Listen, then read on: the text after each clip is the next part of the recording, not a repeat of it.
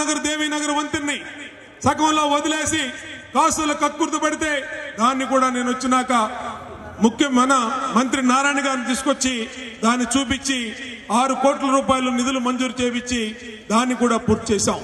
ఇవాళ సింగనగర్ వాంబే కాలనీలోని JNNMR housing ప్రాజెక్టును మొదలుపెట్టి దాన్ని కూడా సగంలో వదిలేసి వెళ్ళిపోయారు. దానికి 123 కోట్ల రూపాయల నిధులు గవర్నమెంట్ నుంచి మంజూరు చేపించి ఇవాళ దాన్ని కూడా పూర్తి చేపించి పేదవాడికి ఇవ్వబోతా ఉన్నామని ఈ సందర్భంగా తెలియజేస్తా ఉన్నా. ఇవాళ ముఖ్యమంత్రి ఆరోగ్య కేంద్రాలు పెట్టినా మేమే పెట్టాం, కళ్యాణ మండపాలు కట్టినా మేమే కట్టాం, రోడ్లు వేసినా మేమే వేసాం, ఇంటి ముందు తెల్లటి LED బల్బులు ఇచ్చినా మేమే ఇచ్చాం, ప్రధాన రోడ్లు గాని డివైడర్లు గాని అభివృద్ధి కార్యక్రమాలు గాని ప్రతి కార్యక్రమాన్ని ఒక పద్ధతి ప్రకారం పూర్తి చేశాం.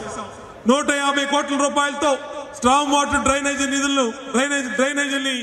దాన్ని కూడా ప్రారంభించాం. ఇవాళ పెద్ద ఎత్తున ఆ పనులు కూడా పూర్తవుతా ఉన్నాయి. అలాగే రైతు బజార్లు మేమే కట్టాం. ప్రకాష్ నగర్ సెంటర్ లో ఇక్కడ స్వరాజ్ మైదానంలో రైతు బజార్ను అభివృద్ధి చేశాం. స్కూల్ బిల్డింగ్లు గవర్నమెంట్ స్కూల్స్ లో అదనపు గదులకి దాన్ని కూడా చేశాం. ఏ పని చేసినా తెలుగుదేశం ప్రభుత్వం చేసింది. నేను ఇవాళ ఈ ప్రగతి నివేదిక సభ ఎందుకు పెట్టామంటే నాకు నమ్మకం నా మీద నమ్మకంతో ఓటేసినటువంటి ప్రజలకి కృతజ్ఞతలు తెలియజేస్తూ ఆ నమ్మకాన్ని వమ్ము చేసుకోకుండా నేను ఏం పని చేశానో ఈ ప్రగతి నివేదిక సభ ద్వారా మరి మా తెలుగుదేశం సెంట్రల్ నియోజకవర్గ కుటుంబ సభ్యులకు గాని మరి నన్ను నమ్మి ఓటేసినటువంటి మా ప్రజలకు గాని ఈ సభ ద్వారా శిరస్సు వంచి వాళ్ళకి పాదాభివందనం చేస్తున్నానని కూడా ఈ సందర్భంగా తెలియజేస్తా ఉన్నా. ఈ రోజు నా బలగం మీరు. ఈ రోజు మనం ఒక పద్ధతి ప్రకారం పనిచేశాం. డివిజన్ లో కార్పొరేటర్లు గాని, డివిజన్ పార్టీ అధ్యక్షులు గాని, కార్యకర్తలు గాని, అనుబంధ సంస్థల నాయకులు గాని, నామినేటెడ్ పదవుల్లో ఉన్నటువంటి నాయకులు గాని ఎప్పుడూ నిరంతరం డివిజన్స్ లో అందుబాటులో ఉన్నాం. అందుకోసమే ఈ రాష్ట్ర చరిత్రలో ఒక నియోజకవర్గంలో 20 డివిజన్లుంటే 17 డివిజన్లు ఒక సింబల్ మీద ఎటువంటి పొత్తులు లేకుండా గెలిచిన నియోజకవర్గం కూడా సెంట్రల్ నియోజకవర్గం అని సందర్భంగా తెలియజేస్తా ఉన్నా. అది ఈ నియోజకవర్గంలో ప్రజల ఆశీస్సులు మనం పొందాం. ప్రజల ఆశీస్సుల మేరకు నిరంతరం పనిచేశాం.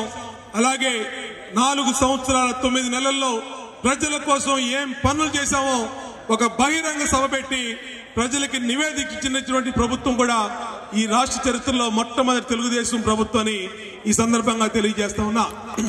అలాగే ఇవాళ డివిజన్ లో నాయకులు, అలాగే మనకి ఈ నియోజకవర్గానికి పరిశీలకులుగా కోగంటి రామారావు వచ్చినాక ఇవాళ ఈ కార్యక్రమాన్ని రూపకల్పన చేసింది మొదటి నుంచి కూడా 20 డివిజన్లో విస్తృత సమావేశాలు పెట్టించింది కానీ, ఈ సభ పెట్టించింది కానీ, నవనీతం సాంబశివరావు గాని, రఘు గాని వాళ్ళిద్దరికి కూడా గట్టిగా చప్పట్లు కొట్టి వాళ్ళిద్దరిని అభినందించమని కూడా కోరుతా ఉన్నా. ఎందుకంటే ఒక బ్రహ్మాండమైన సైనికులు ఉన్నారు. ఒక్కొక్కరు ఒక్కొక్క పని ఒకరు తీసుకుంటే అదే పని మీద నియోజకవర్గాల్లో తిరుగుతారు.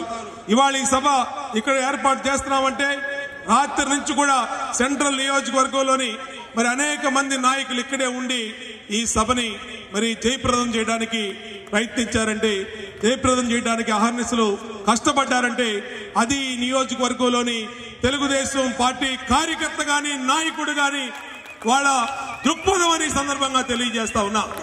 కష్టపడే పరితత్వం ఉంది మనకి. నిరంతరం కష్టపడదాం. ఇవాళ 4 సంవత్సరాలు 9 నెలలు పనిచేశాం. ప్రజలు ఎక్కడికి వెళ్ళినా సానుకూలతో మనల్ని మళ్ళా మీరే రావాలి అని ఆశీస్సులు అందజేస్తా ఉన్నారని కూడా ఈ సందర్భంగా మీ అందరికీ గుర్తు చేస్తా ఉన్నా. మొన్ననే ఒక ఫోన్ల ద్వారా ఒపీనియన్ పోల్ తీసుకుంటే ఈ నియోజకవర్గంలోని 3 లక్షల మంది ప్రజల్లో 76.5% బోండా ఉమానే మళ్ళీ ఎమ్మెల్యే కావాలని చెప్పి ఇవాళ ఆశీస్సులు అందజేశారంటే మనం చేసిన పనికి ఇవాళ ప్రజల నుంచి వస్తున్నటువంటి సానుకూలతని సందర్భంగా తెలియజేస్తా ఉన్నా. ఈ రోజు రాష్ట్రంలో మళ్ళా చంద్రబాబు రావాలి, మళ్ళా మీరే ముఖ్యమంత్రి రావాలని రాష్ట్రంలో 5 కోట్ల మందిని ప్రజాభిప్రాయ సేకరణ తీసుకుంటే 82% మంది మళ్ళా బాబు మీరే రావాలి అని చెప్పి ఇవాళ ప్రజల ఆశీస్సులు అందజేస్తా ఉన్నారని కూడా ఈ వేదిక ద్వారా తెలియజేస్తా ఉన్నా. ఇక ప్రత్యర్థి పార్టీలు, ప్రతిపక్ష పార్టీలు ఇవాళ వాళ్ళకి ఉనికి కోల్పోయే పరిస్థితికి వచ్చారు. ఇవాళ కొన్ని పార్టీల్ని ఈ నియోజకవర్గంలోంచి మనం తరిమేశాం ఆల్రెడీ. వాళ్ళకి ఇంత ముందు 11-12 మంది కార్పొరేటర్లు ఉండే ఇవాళ 0 పరిస్థితికి వచ్చింది వాళ్ళకి. రాబోయే రోజుల్లో ఇంకా ఈ నియోజకవర్గాన్ని వదిలి వేరే చోట వాళ్ళు చూసుకోవాల్సింది చెప్తే ఈ నియోజకవర్గంలో వాళ్ళకి ఇంకా ఏ విధంగా కూడా పట్టు ఉండదని తెలియజేస్తా ఉన్నా. అలాగే వైఎస్ఆర్ కాంగ్రెస్ పార్టీ ఈ రోజు ఏదైతే మాట్లాడుతూ ఉన్నారో ఇవాళ ప్రజలని ఓటు అడిగే హక్కు ఒక్క తెలుగుదేశం పార్టీకే ఉందని సందర్భంగా తెలియజేస్తా ఉన్నా.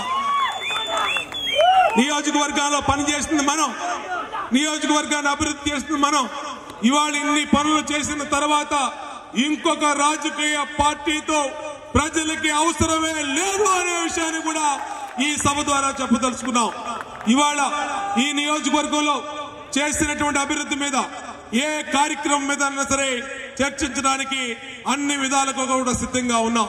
2014 ముందు ఈ నియోజకవర్గం ఏ విధంగా ఉండేది, 2014లో తెలుగుదేశం ప్రభుత్వం అధికారంలోకి వచ్చినాక ఇవాళ 2019లో ఈ నియోజకవర్గం ఏ విధంగా ఉందో అందరినీ కూడా ఆలోచించమని కోరుతా ఉన్నా.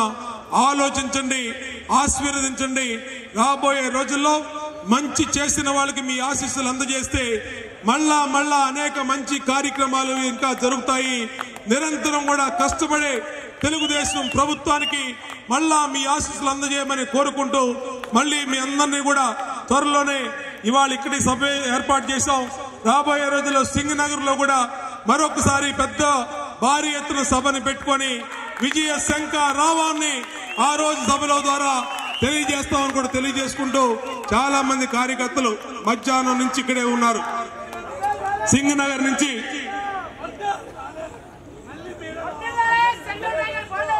ఇవాళ మధ్యాహ్నం నుంచి ఉదయం నుంచి మన నాయకులందరూ ఈ నియోజకవర్గంలో ఈ సభ కోసం పనిచేశారు.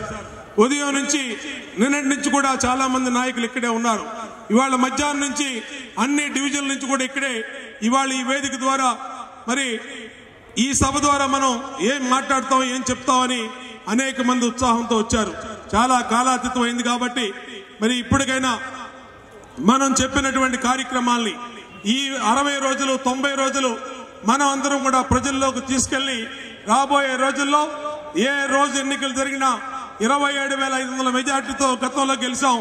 రాబోయే రోజుల్లో 50,000 మెజార్టీతో గెలవబోవడానికి ఈ మన నియోజకవర్గంలోని ప్రతి ఒక్కళ్ళం కూడా మనం కష్టపడి పనిచేయాలని కోరుకుంటూ మరి ఇక్కడికి విచ్చేసిన ప్రతి ఒక్కళ్ళకి, కార్యకర్తలకి, నాయకులకి, డివిజన్ పార్టీ ప్రెసిడెంట్లకి, నామినేటెడ్ పోస్టులో ఉన్నటువంటి నాయకులకి, కార్పొరేటర్లకి అందరికీ పేరు పేరున మరొక్కసారి హృదయపూర్వకంగా పాదాభివందనం తెలియజేస్తూ మీ అందరి దగ్గర సెలవు తీసుకుంటా ఉన్నా.